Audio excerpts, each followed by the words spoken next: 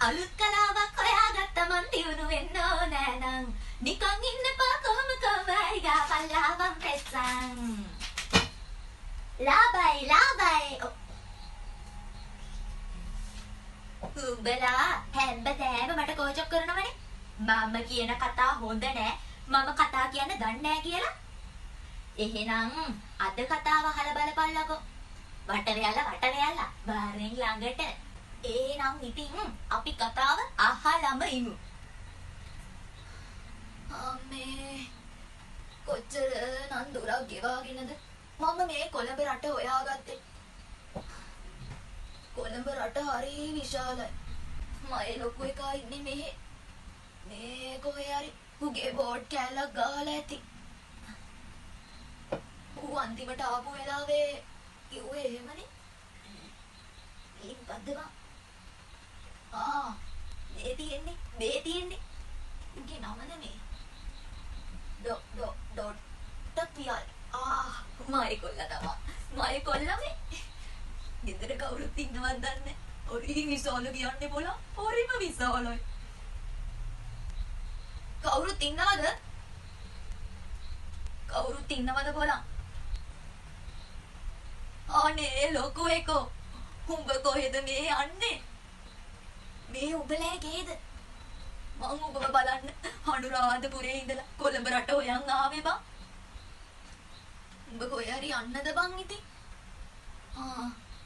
එහෙනම් උඹ ඵලයන්කෝ මං යන්න ආයේ පස්සේ දවසක හම්බ වෙන්න බැරිය උඹලා පරිස්සමෙන් ඉඳි මට ඒ හොඳටම ඇති කොළුව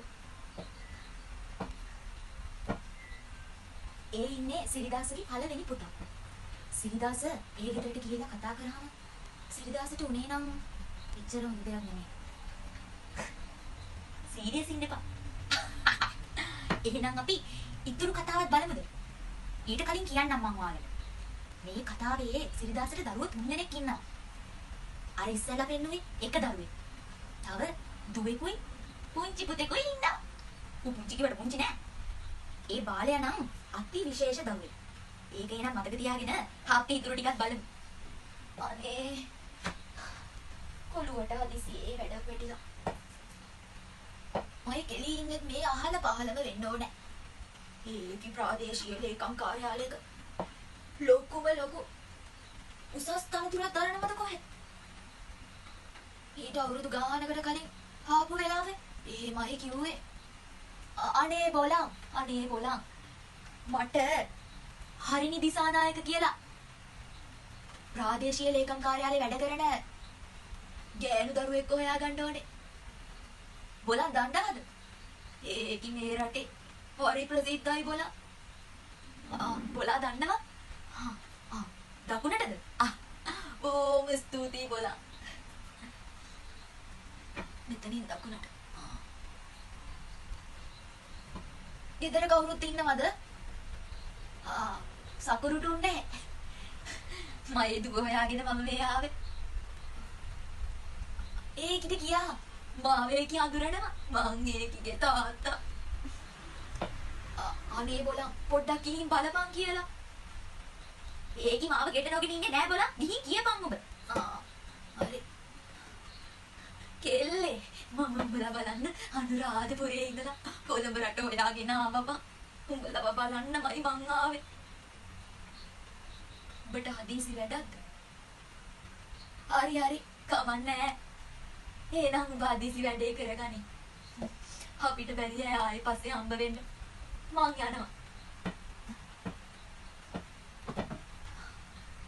අම්මේ පිපාසාවේද?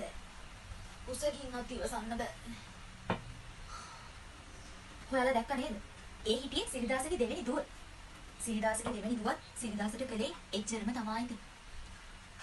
අපි බලමු සිරිදාසගේ අර මම විශේෂයි කියපු දරුවා කොහොමද සිරිදාසට තරකන්නේ කියලා. සීරියස් ඉන්න පාව. අම්මේ මයි පොඩි එකාවත් වෙනස් නොවී හිටියානම් මට ඇති. පොඩි එකාගේ ගේ ඌ නම් ඉතින් වැඩි ඉගෙනගත්තු එකෙක් නෙවෙයිනේ.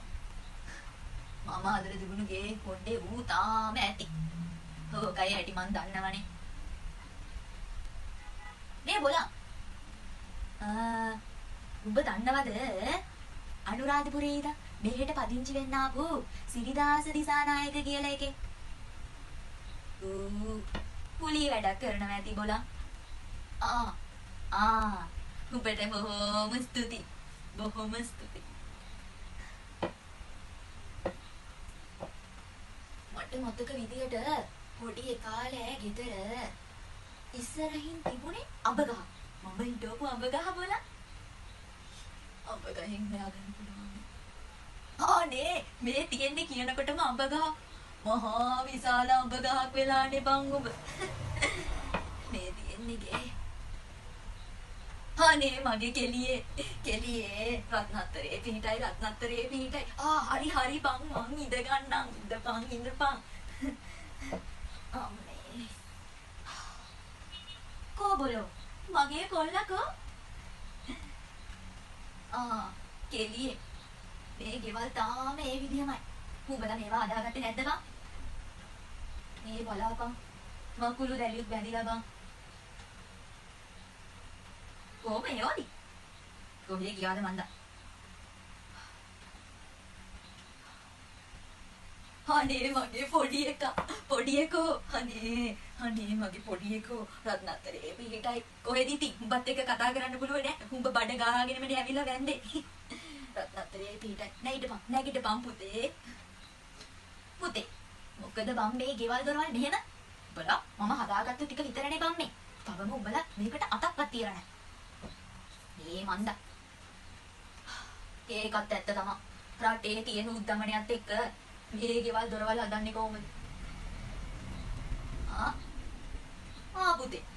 මේ ගෙවල් දොරවල් හදාගන්න කොච්චර විතර මුදල් ප්‍රමාණයක් යයිද? ලක්ෂ 30ක් අතරිය. එච්චරයි තමයි. උඹලට ස්විප් එකක් ඇදෙන්න බැරි කමකුත් නෑ බොලන්. ස්විප් එකක් ඇදෙන්න තරම් උඹලට වාසනාව තියෙනවා. ඔළුව පොඩ්ඩක් මෙහාට වරින්කෝ. වරින්. මේක අරන් බලපන් ඇදිලාද කියලා. බලපන්. ඔය මට බඩ කඩਿੱතුවද? ඕකෙන් පුළුවන් ද බං? ස්විප් එකක් ඇදිලාද බලන්න. හොන්ඩෝයි ලොතරයි අරගෙන අන්න අර පත්තරේ ගනි. පත්තරේ ගනි. එయ్యෝ. මොකක්? තාසනේ. හරි බලන්න පුළුවන් බඩ කඩਿੱතුවකින් බලාපල්ලකෝ. ඇදිලා නේද බොල? ඇදිලා තමයි. මම ඒකනේ උඹලට කිව්වේ. උඹලා ස්විප් එකක් ඇදෙන්න තරම් උනත් වාසනාවන්තයි කියලා. ඉතින් ඔයාලා දැක්කද? සිරිදාස මේ කතා කරේ එයාගේ තුන්වෙනි පුතා එක්ක. ඒ කියන්නේ බාලයා එක්ක. බාලයා එක්ක කතා කරායි පස්සේ සිරිදාස අරගෙන ආපු ස්විප් එකත් එයාටම දුන්නා. මම ඔයාලට කිව්වා නේද සිරිදාසගේ තුන්වෙනි පුතා බාලයා. එයා හරි විශේෂයි කියලා. සිරිදාසගේ තුන්වෙනි දරුවා සිරිදාස අරන් හදාගත්තු දරුවෙක්. දැක්ක නේද? සිරිදාස තමන්ගේම දරුවෝ වෙලා අනිත් දෙන්නගේ ළඟට ගියාම සිරිදාසව ඒගොල්ලෝ පිළිගත්තේවත් නැහැ. හැබැයි අරන් හදාගත්ත දරුවා සිරිදාසත් එක්ක හරීම ආදරයෙන් ඉඳලා තියෙනවා. ඒකනේ තවමත් සිරිදාසට ආදරේ. එහෙනම් උඹලා දැන් දැක්කනේ මම දැන් මොකද්ද කිව්වේ කියලා. උඹලා මට ආයෙත් කෝචක් කරන්න එන්න එපා. එහෙනම් බයි යනවා බලා.